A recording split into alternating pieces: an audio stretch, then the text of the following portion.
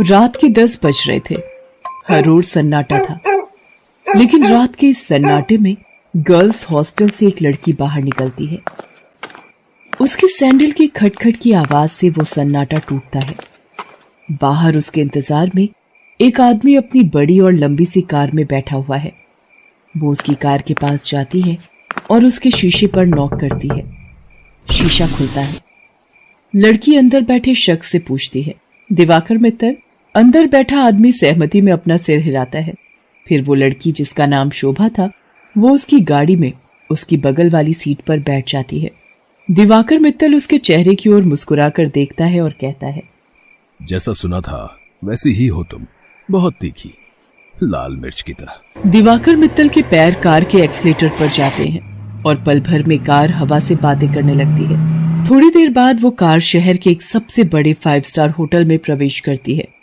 Diwakar Mittal parking में अपनी car लगाता है और होटल के रिसेप्शन पर जाता है और अपनी प्री बुकिंग के बारे में बताता है। दिवाकर अपने रूम की चाबी लेता है और शोभा के साथ उस कमरे में जाता है। दिवाकर दरवाजा बंद करता है और शोभा से पूछता है, कुछ लोगी तुम, पीने या खाने में? आप जो भी मंगा लीजिए। दिवाकर होटल के कमरे में लगे फोन से रिसेप्शन पर कॉल करके अपना ऑर्डर देता है। थोड़ी देर में वेटर ऑर्डर लेकर आ जाता है। वे दोनों खाने के साथ साथ थोड़ा थोड़ा पीते भी हैं और फिर दिवाकर और शोभा एक दूसरे में खो जाते हैं। सुबह जब शोभा की नींद खुलती है तो दिवाकर वहां नहीं होता है। उसके तकिए के नीचे नोटों की गड्डी रखी होती है। वो गड्डी को उठाती है, फिर होटल के बाहर आती है। बाहर आकर वो एक कैब बुक करती है और उसमें बैठकर गर्ल्स हॉस्टल की ओर निकल जाती है। कैब वाला बीच बीच में उसे घूर कर देखता है तो शोभा को गुस्सा आ जाता है। क्या देख रहे हो? क्या देख रहे हो बार बार पीछे मुड़कर? आगे देखकर गाड़ी चलाओ, नहीं तो अभी तेरी कंपनी में फोन करूंगी, फिर सारा घूरना निकल जाएगा। कैब वाला शोभा की बातों से डर गया। शोभा कैब की खिड़की से बाहर देखती हुई जा रही थी और मन ही मन खुद से बातें कर रही थी। सब कुछ कितना फेक है ना यहाँ, सब कुछ। कौन आदमी कौन सा चेहरा लगाए घूम रहा है, किसी को पता नहीं है। मैं भी तो पिछले कई महीनों से एक नकली चेहरा लगाए घूम रही हूँ। सच कहूं तो घिन आती है मुझे उस चेहरे से, दम घुटता है मेरा। लेकिन अब इस चेहरे के बिना मैं रह भी तो नहीं सकती। ये कहानी है जमालपुर की रहने वाली शोभा की।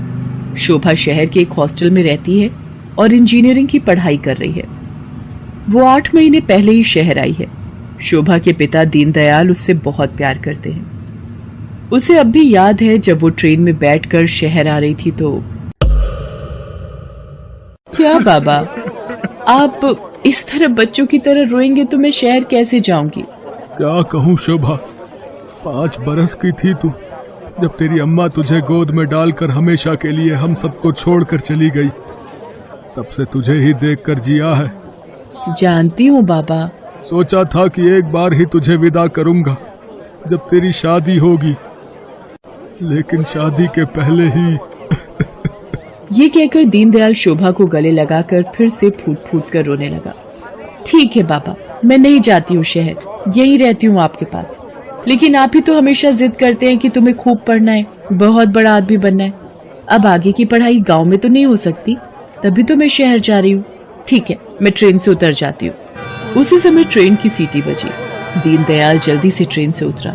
ट्रेन ने कुछ ही देर में रफ्तार पकड़ ली। शोभा ट्रेन से आगे निकलती गई और दीनदयाल पीछे छूटता गया। शहर में शोभा गर्ल्स हॉस्टल में रहने लगी और अपनी पढ़ाई करने लगी। उसकी रूम पार्टनर थी रेखा। रेखा का बैकग्राउंड भी शोभा की तरह ही था। उसके पिता नहीं थे। उसकी माँ दूसरों के खेतों में काम करती थी। बहुत कठिनाई से गुजर बसर होता था। एक दिन की बात है, शोभा कमरे की सफाई कर रही थी तो उसे रेखा के तकिए के नीचे से नोटों की गड्डी मिली। इतने सारे पैसे, ये यहाँ कैसे आए? रेखा उस समय नहा रही थी। जब वो नहाकर बाहर आई तो शोभा ने उससे पैसों के बारे में पूछा, लेकिन रेखा ने उसकी बात का सही सही कोई जवाब नहीं दिया। आश्चर्य तो हुआ क्योंकि वे दोनों अच्छे दोस्त थे। कुछ बात तो है जो रेखा मुझसे छिपा रही है, लेकिन क्या? शोभा ने एक बात और नोटिस किया कि हफ्ते में 3-4 दिन रेखा रात को कहीं चली जाती थी और सुबह वापस आती थी। उसने इस बारे में भी रेखा से पूछा तो तू भी बिना मतलब जासूसी करती रहती है, तू अपने काम से काम रखना। मैं कहाँ जाती हूँ, क्यों जाती हूँ, हर चीज का हिसाब देना जरूरी है क्या? ये जरूरी तो नहीं, लेकिन कल को हॉस्टल की वार्डन को पता लग गया कि तुम रात रात भर बाहर रहती हो तो क्या होगा? तुझे पता है ना वो कितनी स्ट्रिक्ट है। तो उसकी फिक्र मत कर, मैं संभाल लूंगी उन्हें। धीरे धीरे शोभा ने रेखा की लाइफस्टाइल में बहुत तब्दीली देखी। वो महंगे से महंगे कपड़े और जूते खरीदती, लेटेस्ट मोबाइल फोन रखती, उसका जब जो मन करता वो करती। शोभा उसकी लाइफस्टाइल से बहुत प्रभावित हो गई।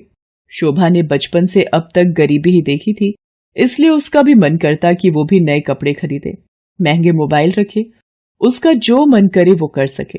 रेखा देख, मैं तुझसे ये नहीं पूछने वाली कि तू ऐसी रईसों वाली लाइफस्टाइल कैसे जीती है, लेकिन मैं भी तेरी तरह जीना चाहती हूँ। मैं तंग आ गई हूँ एक एक पैसे के लिए तरसते हुए। पहले तो रेखा टाल मटोल करती रही, लेकिन फिर उसने सच्चाई बता दी कि वो एक कॉल गर्ल का काम करती है। उसकी बातों को सुनकर शोभा शॉक्ड रह गई और उसने कहा कि अगर ये बात वार्डन को पता लग गई तो? तू बड़ी भोली है रे शोभा। हॉस्टल की वार्डन को सब पता है, वही तो हमें दबाव डालकर भेजती है लोगों के पास। वार्डन की सारी सच्चाई जानकर शोभा एक बार फिर से चौंक गई। रेखा ने उसे ये भी बताया कि हॉस्टल की कुछ और लड़कियां ये काम करती हैं। शोभा को ये सब सुनकर अजीब तो लगा, लेकिन बेहतर लाइफस्टाइल के चक्कर में वो अपने सम्मान का सौदा करने के लिए तैयार हो। मैं इस गंदे दलदल में फंस गई हूँ। हालांकि इस दलदल ने मुझे बहुत सारी वो चीजें दी जिसके लिए मैं तरसती थी, लेकिन मैंने अपनी मासूमियत खो दी है, मैंने अपनी शांति खो दी है, मैंने अपनी पवित्रता खो दी है। बाबा को कितनी उम्मीद थी मुझसे, और मैं क्या करने लगी मैं। शोभा की आंखें भीग गई थी। वो अब ये काम नहीं करना चाहती थी, लेकिन हॉस्टल की वार्डन उस पर बार बार दबाव डाल रही थी। देख शोभा, जल में रहकर मगर से बैर मत कर, और हाँ, ये सती सावित्री बनने का नाटक छोड़ और जो बोलती हूँ वो कर। शोभा ने वार्डन को फिर से इनकार कर दिया। गुस्से में वार्डन ने उससे कहा, देख शोभा, तेरा इनकार तेरे भविष्य के सारे रास्ते बंद कर देगा। मेरी एक शिकायत पर कॉलेज से भी तुझे निकाल दिया जाएगा, और तुझे मैं इतना बदनाम करवा दूंगी कि इस शहर तो क्या, तू कहीं भी किसी को मुंह दिखाने के लायक नहीं रहेगी। शोभा उस रात हॉस्टल से निकली तो जरूर, लेकिन उसने कुछ तय कर लिया था। वो हॉस्टल से निकलकर सीधा पुलिस स्टेशन पहुंची और इंस्पेक्टर नाज़नीन को हॉस्टल और वार्डन की सारी सच्चाई बता दी। शोभा की बात सुनकर नाज़नीन शॉक्ड रह गई। शर्म आ रही है मुझे तुम पर और उन सभी लड़कियों पर जो अच्छी लाइफस्टाइल के चक्कर में शॉर्टकट अपनाती हैं और अपने सम्मान का सौदा करती हैं, और तुम जैसे मासूम लोगों का फायदा तुम्हारी वार्डन जैसे लोग उठाते हैं। मुझसे बहुत बड़ी गलती हो गई इंस्पेक्टर नाज़नीन। मुझे खुशी है कि तुम्हें अपनी गलती का एहसास तो हुआ, लेकिन ये गलती कोई और ना करे और तुम्हारी वार्डन किसी और का फायदा ना उठाए। इसके लिए इस पूरे रैकेट को तोड़ना पड़ेगा।